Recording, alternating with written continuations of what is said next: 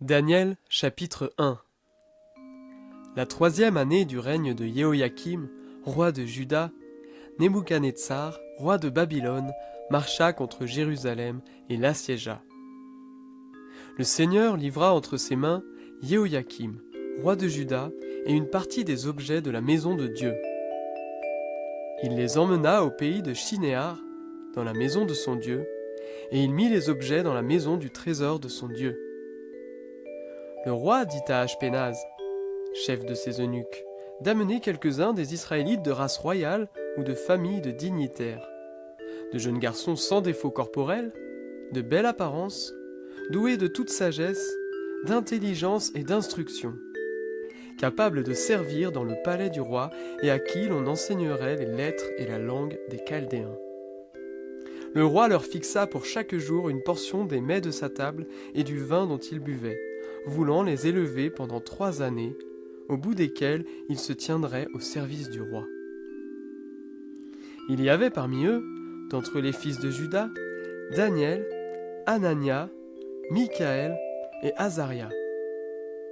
Le chef des eunuques leur imposa des noms, à Daniel celui de Belchatsar, à Anania celui de Shadrach, à Michaël celui de Méshach, et à Azaria celui d'Abed-Négo.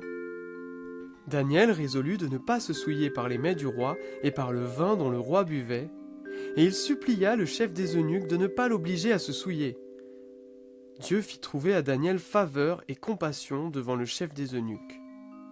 Le chef des eunuques dit à Daniel, « Je crains mon seigneur le roi qui a fixé ce que vous devez manger et boire, car pourquoi verrait-il votre visage plus défait que celui des jeunes gens de votre âge, et exposeriez-vous ma tête auprès du roi ?»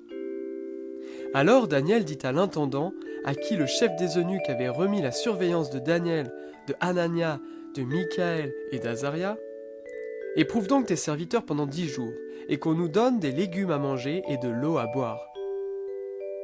Tu regarderas ensuite notre mine et la mine des jeunes gens qui mangent les mets du roi, et tu agiras avec tes serviteurs d'après ce que tu auras vu. » Il leur accorda ce qu'ils demandaient, et les éprouva pendant 10 jours. Au bout de 10 jours, ils avaient meilleure mine et plus d'embonpoint que tous les jeunes gens qui mangeaient les mets du roi. Désormais, l'intendant emportait les mets et le vin de leur repas, et il leur donnait des légumes. Dieu accorda à ces 4 jeunes gens de la science, du discernement dans toutes les lettres et de la sagesse, et Daniel expliquait toutes les visions et tous les rêves. Au terme fixé par le roi pour les lui amener, le chef des eunuques les amena en présence de Nebuchadnezzar. Le roi s'entretint avec eux, et, parmi tous ces jeunes gens, il ne s'en trouva aucun comme Daniel, Anania, Michaël et Azaria. Ils se tinrent donc au service du roi. Sur tous les sujets qui réclamaient de la sagesse et de l'intelligence, et sur lesquels le roi les interrogeait, il les trouvait 10 fois supérieurs à tous les magiciens et astrologues qui étaient dans tout son royaume. Ainsi fut Daniel jusqu'à la première année du roi Cyrus.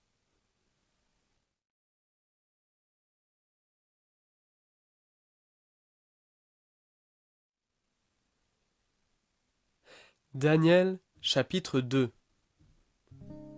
La seconde année du règne de Nebuchadnezzar, Nebuchadnezzar eut des rêves. Son esprit fut troublé et le sommeil le quitta. Le roi fit appeler les magiciens, les astrologues, les sorciers et les Chaldéens, pour faire connaître au roi ses rêves. Ils vinrent et se tinrent devant le roi. Le roi leur dit, « J'ai eu un rêve, mon esprit est troublé parce que je voudrais connaître ce rêve. » Les Chaldéens répondirent au roi en langue araméenne, « Ô roi, vis à jamais! Dis le rêve à tes serviteurs et nous en donnerons l'explication. » Le roi reprit la parole et dit aux Chaldéens, « Voilà ce que j'ai décidé. Si vous ne me faites pas connaître le rêve et son explication, vous serez mis en pièces et vos maisons seront réduites en un tas d'immondices. Mais si vous me dites le rêve et son explication, vous recevrez de moi des dons, des présents et de grands honneurs. C'est pourquoi dites-moi le rêve et son explication. » Ils répondirent pour la seconde fois, « Que le roi dise le rêve à ses serviteurs, et nous en donnerons l'explication. » Le roi reprit la parole et dit, je sais en vérité que vous voulez gagner du temps, parce que vous voyez ce que j'ai décidé. Si donc vous ne me faites pas connaître le rêve, la même sentence vous enveloppera. Vous êtes prêts à me dire des paroles mensongères et erronées en attendant que les temps soient changés. C'est pourquoi dites-moi le rêve, et je saurai que vous êtes capable de m'en donner l'explication. » Les Chaldéens répondirent au roi. « Il n'est personne sur la terre qui puisse dire ce que demande le roi.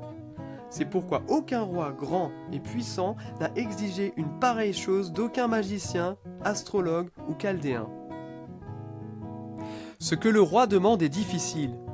Il n'y a personne d'autre qui puisse le dire au roi, sinon les dieux, dont la demeure n'est pas parmi les êtres charnels. » Là-dessus, le roi se mit en colère et s'irrita violemment. Il ordonna de faire périr tous les sages de Babylone. La sentence fut publiée. Les sages allaient être mis à mort, et l'on chercha Daniel et ses compagnons pour les faire mettre à mort. Alors Daniel s'adressa d'une manière prudente et sensée à Arioc, chef des gardes du roi, qui était sorti pour mettre à mort les sages de Babylone. Il prit la parole et dit à Arioc, commandant du roi, « Pourquoi la sentence du roi est-elle si sévère ?» Arioc exposa la chose à Daniel. Et Daniel se rendit vers le roi et le pria de lui accorder un délai pour donner au roi l'explication. Ensuite Daniel alla dans sa maison et fit connaître cette affaire à Anania, Michaël et Azaria, ses compagnons, pour implorer la compassion du Dieu des cieux au sujet de ce mystère, afin qu'on ne fasse pas périr Daniel et ses compagnons avec le reste des sages de Babylone. Alors le mystère fut révélé à Daniel dans une vision pendant la nuit. Et Daniel bénit le Dieu des cieux. Daniel prit la parole et dit, « Béni soit le nom de Dieu, d'éternité en éternité. À lui appartiennent la sagesse et la force. C'est lui qui change les temps et les circonstances, qui renverse les rois et qui établit les rois, qui donne la sagesse aux sages et la science à ceux qui ont de l'intelligence. C'est lui qui révèle ce qui est profond et caché, qui connaît ce qui est dans les ténèbres, et la lumière demeure avec lui.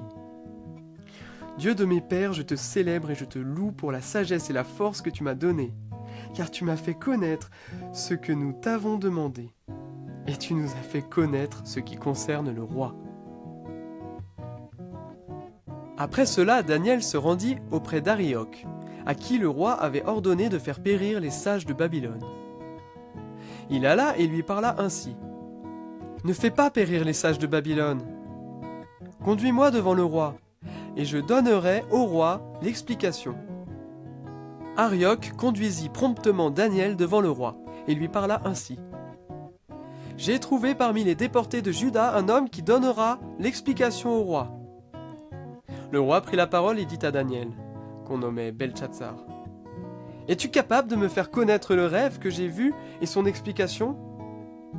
Daniel répondit en présence du roi et dit, « Le mystère que le roi demande à comprendre, ce ne sont pas les sages, les astrologues, les magiciens et les devins qui sont capables de l'indiquer au roi.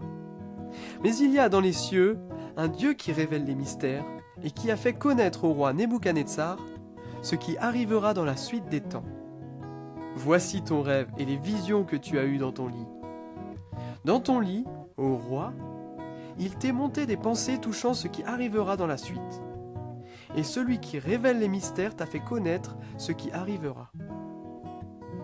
Si ce mystère m'a été révélé, ce n'est pas qu'il y ait en moi une sagesse supérieure à celle de tous les vivants, mais c'est afin que l'explication soit donnée au roi, et que tu connaisses les pensées de ton cœur. Ô roi, tu as eu une vision, celle d'une grande statue. Cette statue était immense et d'une splendeur extraordinaire. Elle était debout devant toi et son aspect était terrible. La tête de cette statue était d'or pur. Sa poitrine et ses bras étaient d'argent. Son ventre et ses cuisses étaient de bronze. Ses jambes de fer, ses pieds en partie de fer et en partie d'argile.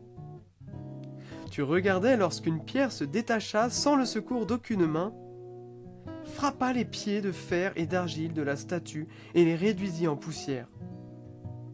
Alors le fer, l'argile, le bronze, l'argent et l'or furent pulvérisés ensemble et devinrent comme la balle qui s'échappe du nerf en été. Le vent les emporta et nulle trace n'en fut retrouvée. Mais la pierre qui avait frappé la statue devint une grande montagne et remplit toute la terre. Voilà le rêve. Nous en donnerons l'explication devant le roi. Ô roi, tu es le roi des rois, car le Dieu des cieux t'a donné le royaume, la puissance, la force et la gloire. Il a remis entre tes mains, en quelque lieu qu'ils habitent, les fils des hommes, les bêtes des champs et les oiseaux du ciel. Et il t'a fait dominer sur eux tous. C'est toi qui es la tête d'or. Après toi s'élèvera un autre royaume, moindre que le tien, puis un troisième royaume, qui sera de bronze, et qui dominera sur toute la terre. Il y aura un quatrième royaume, solide comme du fer. De même que le fer pulvérise et rompt tout, il pulvérisera et brisera tout, comme le fer brise tout. Et comme tu as vu les pieds et les orteils en partie d'argile de potier et en partie de fer, ce royaume sera divisé. Mais il y aura en lui quelque chose de la force du fer, parce que tu as vu le fer mêlé avec l'argile. Et comme les doigts des pieds étaient en partie de fer et en partie d'argile, ce royaume sera en partie solide et en partie fragile. Tu as vu le fer mêlé avec l'argile, parce qu'ils se mêleront par des alliances humaines, mais ils ne s'attacheront pas l'un à l'autre, de même que le fer ne se mélange pas avec l'argile. Dans le temps de ces rois, le Dieu des cieux suscitera un royaume qui ne sera jamais détruit. Et ce royaume ne passera pas sous la domination d'un autre peuple. Il pulvérisera et anéantira tous ces royaumes-là, et lui-même subsistera éternellement. Ainsi tu as vu la pierre se détacher de la montagne sans le secours d'aucune main, et elle a pulvérisé le fer, le bronze, l'argile, l'argent et l'or. Le grand Dieu a fait connaître au roi ce qui doit arriver dans la suite. Le rêve est véritable, et son explication digne de confiance. Alors le roi Nebuchadnezzar tomba la face contre terre, se prosterna devant Daniel et ordonna de lui offrir des sacrifices et des parfums. Le roi adressa la parole à Daniel et dit : « En vérité, votre Dieu est le Dieu des dieux et le Seigneur des rois, et il révèle les mystères, puisque tu as pu découvrir ce mystère. » Ensuite le roi éleva Daniel et lui fit de nombreux et riches présents. Il lui donna le commandement de toute la province de Babylone et l'établit chef suprême de tous les sages de Babylone. Daniel pria le roi de remettre l'administration de la province de Babylone à Shadrach, Meshach et Abednego. Et Daniel était à la cour du roi.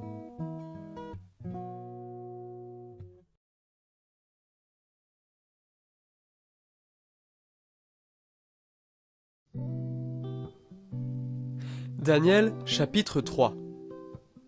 Le roi Nebuchadnezzar fit une statue d'or, haute de 60 coudées et large de 6 coudées. Il la dressa dans la vallée de Doura, dans la province de Babylone. Le roi Nebuchadnezzar fit convoquer les satrapes, les intendants et les gouverneurs, les magistrats, les trésoriers, les juristes, les juges et toutes les autorités des provinces, pour qu'ils se rendent à l'inauguration de la statue qu'avait dressée le roi Nebuchadnezzar. Alors les satrapes, les intendants et les gouverneurs, les magistrats, les trésoriers, les juristes, les juges et toutes les autorités de la province s'assemblèrent pour l'inauguration de la statue qu'avait dressée le roi Nebuchadnezzar. Ils se placèrent devant la statue qu'avait dressée Nebuchadnezzar. Le héros cria avec force : « Voici ce qu'on vous ordonne, peuple, nation, hommes de toute langue. Au moment où vous entendrez le son du cor, de la flûte, de la cithare, de la sambuc, du psalterion, de la cornemuse et de toutes sortes d'instruments de musique, vous vous prosternerez et vous adorerez la statue d'or qu'a dressée le roi Nebuchadnezzar. Quiconque ne se prosternera pas et n'adorera pas sera jeté à l'instant même au milieu d'une fournaise ardente. C'est pourquoi, au moment où tous les peuples entendirent le son du cor, de la flûte, de la cithare, de la sambuc, du psalterion et de toutes sortes d'instruments de musique, tous les peuples, les nations, les hommes de toutes langues, se prosternèrent et adorèrent la statue d'or qu'avait dressée le roi Nebuchadnezzar. À cette occasion, et dans le même temps, quelques Chaldéens s'approchèrent et accusèrent les Juifs. Ils prirent la parole et dirent au roi Nebuchadnezzar : « Ô roi, vis à jamais ! Ô roi, tu as donné un ordre d'après lequel tout homme qui entendrait le son du cor, de la flûte, de la cithare, de la sambuc, du psalterion, de la cornemuse et de toutes sortes d'instruments devrait se prosterner et adorer la statue d'or, et d'après lequel quiconque ne se prosternerait pas et n'adorerait pas serait jeté au milieu d'une fournaise ardente. Or, il y a des Juifs à qui tu as remis l'administration de la province de Babylone, Shadrach, Meshach et Abednego. Ces hommes ne tiennent aucun compte de ton ordre. Ô roi, ils ne servent pas tes dieux et ils n'adorent pas la statue d'or que tu as dressée. » Alors Nebuchadnezzar, irrité et furieux, donna l'ordre d'amener Shadrach, Meshach et Abednego. Et ces hommes furent amenés devant le roi. Nebuchadnezzar prit la parole et leur dit : « Est-ce de propos délibérés, Shadrach, Meshach et Abednego, que vous ne servez pas mes dieux et que vous n'adorez pas la statue d'or que j'ai dressée ? Maintenant, tenez-vous prêts, et au moment où vous entendrez le son du cor, de la flûte, de la cithare, de la sambuc, du psalterion, de la cornemuse et de toutes sortes d'instruments, vous vous prosternerez et vous adorerez la statue que j'ai faite. Si vous ne l'adorez pas, vous serez jeté à l'instant même au milieu d'une fournaise ardente. Et quel est le Dieu qui vous délivrera de ma main ? » Shadrach, Meshach et Abednego répliquèrent au roi Nebuchadnezzar : « Nous n'avons pas besoin de te répondre là-dessus. Si cela doit être, notre Dieu que nous servons peut nous délivrer. Il nous délivrera de la fournaise ardente et de ta main, ô roi. Sinon, sache, ô roi, que nous ne servirons pas tes dieux et que nous n'adorerons pas la statue d'or que tu as dressée. » Alors Nebuchadnezzar fut rempli de fureur, et l'aspect de son visage changea devant Shadrach, Meshach et Abednego. Il reprit la parole et ordonna de chauffer la fournaise, 7 fois plus qu'il n'était habituel de la chauffer. Puis il commanda à quelques-uns des plus vigoureux soldats de son armée de lier Shadrach, Meshach et Abednego, et de les jeter dans la fournaise ardente. Ces hommes furent liés, revêtus de leurs habits, de leurs tuniques, de leurs manteaux et de leurs autres vêtements, et jetés au milieu de la fournaise ardente. À cause de l'ordre du roi qui était sévère, et parce que la fournaise était extraordinairement chauffée, la flamme tua les hommes qui y avaient jeté Shadrach, Meshach et Abednego. Et ces 3 hommes, Shadrach, Meshach et Abednego, tombèrent liés au milieu de la fournaise ardente. Alors le roi Nebuchadnezzar fut effrayé et se leva précipitamment. Il prit la parole et dit à ses conseillers : « N'avons-nous pas jeté au milieu du feu 3 hommes liés ?» Ils répondirent au roi : « Certainement, ô roi. » Il reprit et dit : « Eh bien, je vois 4 hommes sans lien, qui marchent au milieu du feu et qui n'ont pas de mal. Et l'aspect du 4e ressemble à celui d'un fils des dieux. » Puis Nebuchadnezzar s'approcha de l'entrée de la fournaise ardente, prit la parole et dit : « Shadrach, Meshach et Abednego, serviteurs du Dieu Très-Haut, sortez et venez. » Et Shadrach, Meshach et Abednego sortirent du milieu du feu. Les satrapes, les intendants, les gouverneurs et les conseillers du roi s'assemblèrent. Ils virent que le feu n'avait eu aucun pouvoir sur le corps de ces hommes, que les cheveux de leur tête n'avaient pas été brûlés, que leurs habits n'étaient pas endommagés, et que l'odeur du feu ne les avait pas atteints. Nebuchadnezzar prit la parole et dit : béni soit le Dieu de Shadrach, de Meshach et d'Abed-Négo, lui qui a envoyé son ange et délivré ses serviteurs. Ils ont eu confiance en lui. Ils ont violé l'ordre du roi et livré leur corps plutôt que de servir et d'adorer tout autre Dieu que leur Dieu. Voici maintenant l'ordre que je donne. Tout homme à quelque peuple, nation ou langue qu'il appartienne, qui parlera inconsidérément contre le Dieu de Shadrach, de Meshach et d'Abed-Négo, sera mis en pièces et sa maison sera réduite en un tas d'immondices, parce qu'il n'y a aucun autre Dieu qui puisse délivrer comme lui. Après cela, le roi fit prospérer Shadrach, Meshach et Abed-Négo dans la province de Babylone. Nebuchadnezzar, roi, à tous les peuples, aux nations, aux hommes de toute langue qui habitent sur toute la terre. Que la paix vous soit donnée avec abondance. Il m'a semblé bon d'indiquer les signes et les prodiges que le Dieu Très-Haut a opérés à mon égard. Que ces signes sont grands, que ces prodiges sont puissants. Son règne est un règne éternel, et sa domination subsiste de génération en génération.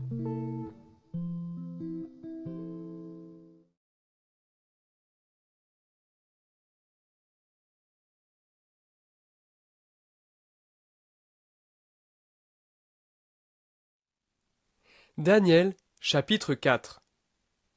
Moi, Nebuchadnezzar, je vivais tranquille dans ma maison et heureux dans mon palais. J'ai eu un rêve qui m'a effrayé. Les pensées dont j'étais poursuivi sur mon lit et les visions de mon esprit me remplissaient d'épouvante. Je donnai l'ordre de faire venir devant moi tous les sages de Babylone afin de me faire connaître l'explication du rêve. Alors vinrent les magiciens, les astrologues, les chaldéens et les devins. Je leur dis le rêve, mais ils ne m'en firent pas connaître l'explication.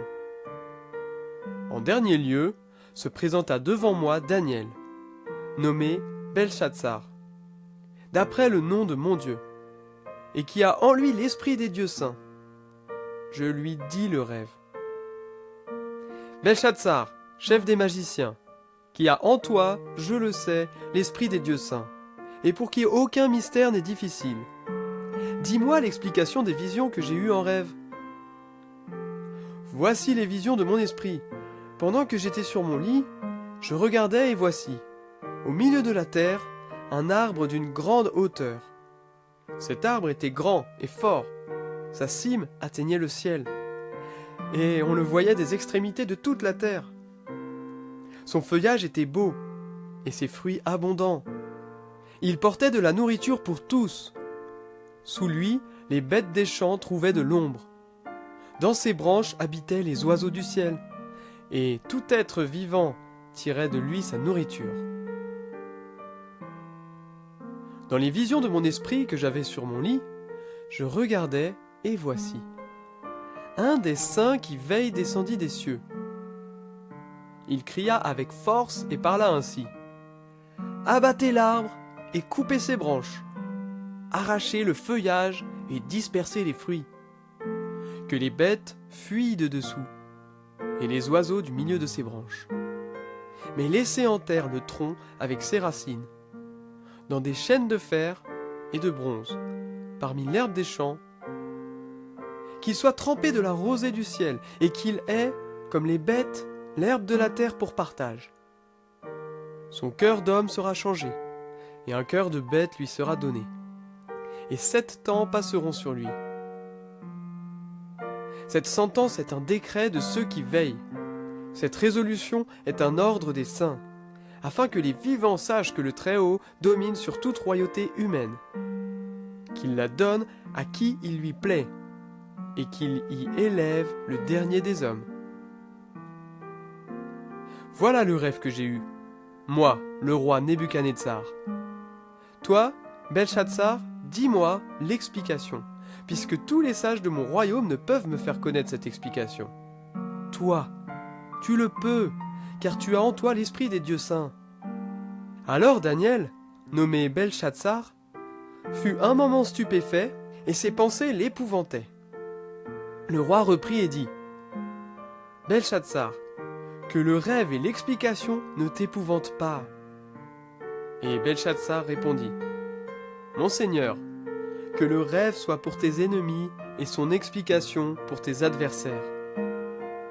L'arbre que tu as vu, qui était devenu grand et fort, dont la cime atteignait le ciel et qu'on voyait de toute la terre, cet arbre, dont le feuillage était beau et les fruits abondants, qui portait de la nourriture pour tous, sous lequel s'abritaient les bêtes des champs et dans les branches duquel les oiseaux du ciel demeuraient, c'est toi, ô roi, qui es devenu grand et puissant, dont la grandeur s'est accrue au point d'atteindre le ciel, et dont la domination s'étend jusqu'aux extrémités de la terre.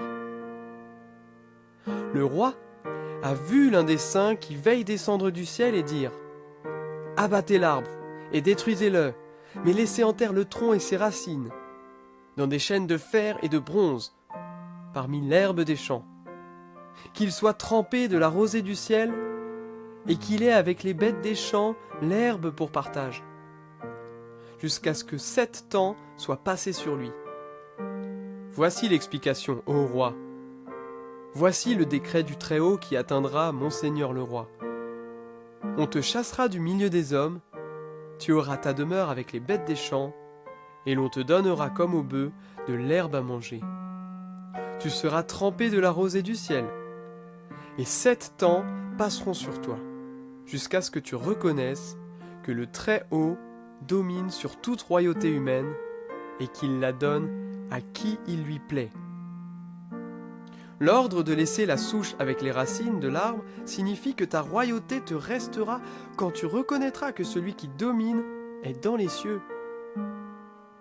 C'est pourquoi, ô roi, puisse mon conseil te plaire. Mets un terme à tes péchés par la justice, et à tes fautes par la compassion envers les malheureux, et ta tranquillité se prolongera. Tout cela s'accomplit sur le roi Nebuchadnezzar. Au bout de 12 mois, comme il se promenait dans le palais royal à Babylone, le roi prit la parole et dit « N'est-ce pas ici Babylone la grande que j'ai bâtie comme résidence royale, par la puissance de ma force et pour l'honneur de ma gloire ?» La parole était encore dans la bouche du roi, qu'une voix descendit du ciel. « C'est à toi que l'on parle, roi Nebuchadnezzar, ta royauté s'est retirée de toi. On te chassera du milieu des hommes, tu auras ta demeure avec les bêtes des champs, on te donnera comme au bœuf de l'herbe à manger. Et 7 temps passeront sur toi jusqu'à ce que tu reconnaisses que le Très-Haut domine sur toute royauté humaine et qu'il la donne à qui il lui plaît. » Au même instant, la parole s'accomplit sur Nebuchadnezzar, il fut chassé du milieu des hommes, il mangea de l'herbe comme les bœufs, son corps fut trempé de la rosée du ciel, jusqu'à ce que ses cheveux poussent comme les plumes des aigles, et ses ongles comme ceux des oiseaux. Après le temps marqué, moi, Nebuchadnezzar, je levai les yeux vers le ciel, et la raison me revint. J'ai béni le Très-Haut, j'ai loué et glorifié celui qui vit éternellement, celui dont la domination est une domination éternelle, et dont le règne subsiste de génération en génération. Tous les habitants de la terre sont comme s'ils n'avaient pas de valeur. Il agit comme il lui plaît avec l'armée des cieux et avec les habitants de la terre. Et il n'y a personne qui résiste à sa main et lui dise « Que fais-tu » En ce temps, la raison me revint. L'honneur de ma royauté, ma gloire et ma splendeur me furent rendus. Mes conseillers et mes grands me réclamèrent. Je fus rétabli dans ma royauté, et ma grandeur ne fit que s'accroître. Maintenant, moi, Nebuchadnezzar, je loue, j'exalte et je glorifie le roi des cieux, dont toutes les œuvres sont vraies, et les voies justes, et qui peut abaisser ceux qui marchent avec orgueil. Daniel, chapitre 5. Le roi Belchatsar donna un grand festin assez grand, au nombre de 1000, et il but du vin en présence de ces 1000. Belchatsar, après avoir goûté au vin, ordonna d'apporter les vases d'or et d'argent que son père, Nebuchadnezzar, avait enlevés du temple de Jérusalem, afin que le roi y boive ainsi que ses femmes, ses concubines et ses grands. Alors on apporta les vases d'or qui avaient été enlevés du temple, de la maison de Dieu à Jérusalem. Et le roi, ses grands, ses femmes et ses concubines y burent. Ils burent du vin et ils louèrent les dieux d'or, d'argent, de bronze, de fer, de bois et de pierre. À ce moment-là, apparurent les doigts d'une main d'homme, et ils écrivirent, en face du chandelier, sur le plâtre de la muraille du palais royal. Le roi vit cette extrémité de main qui écrivait.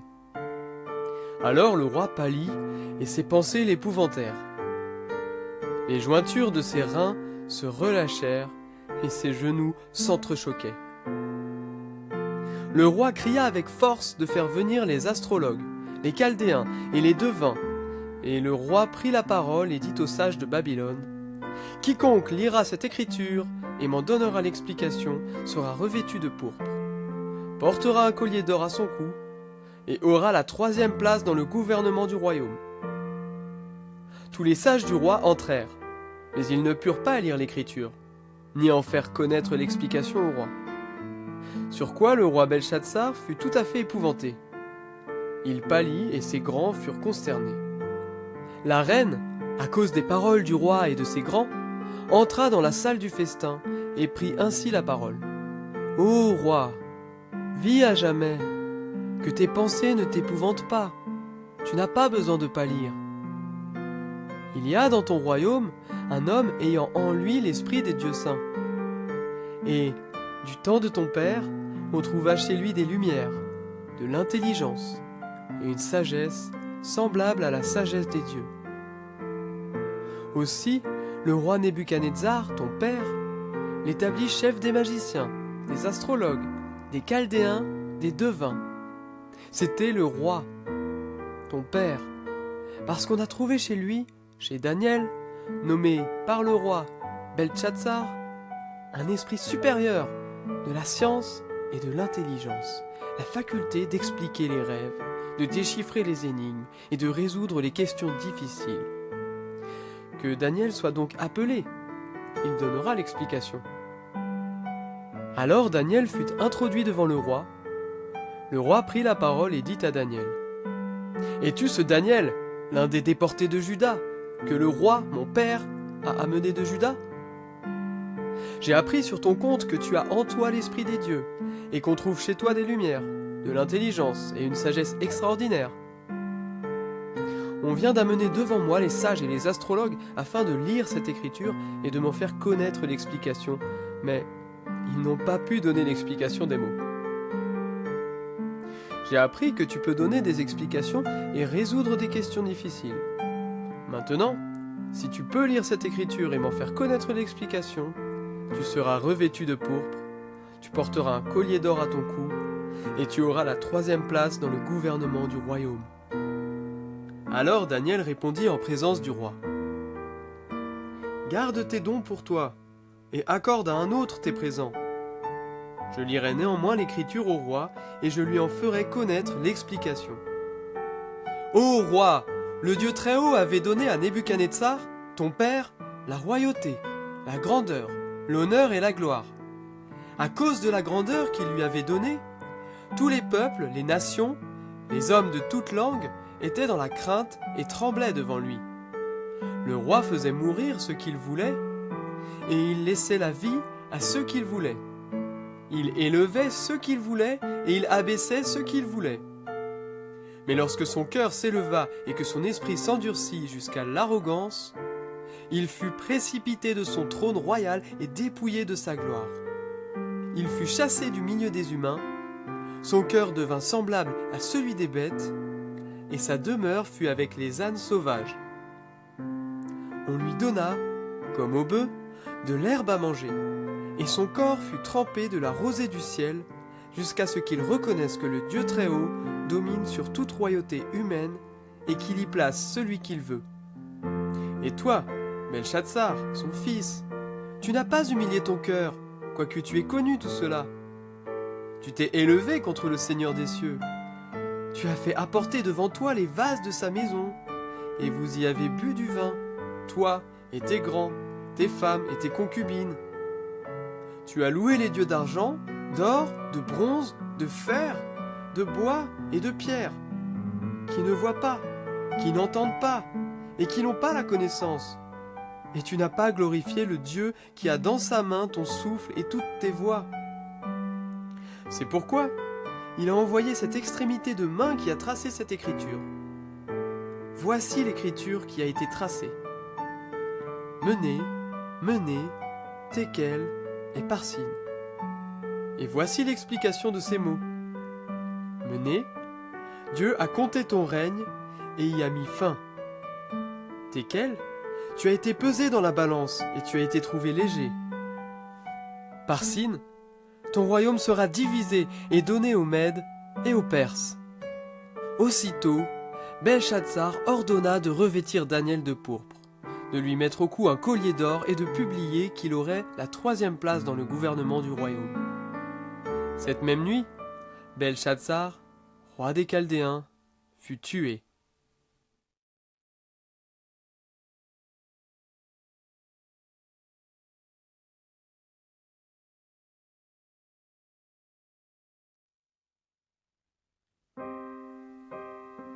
Daniel, chapitre 6.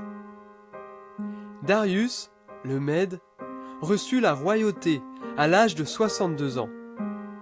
Darius trouva bon d'établir sur le royaume 120 satrapes, qui devaient être répartis dans tout le royaume. Il mit à leur tête 3 chefs.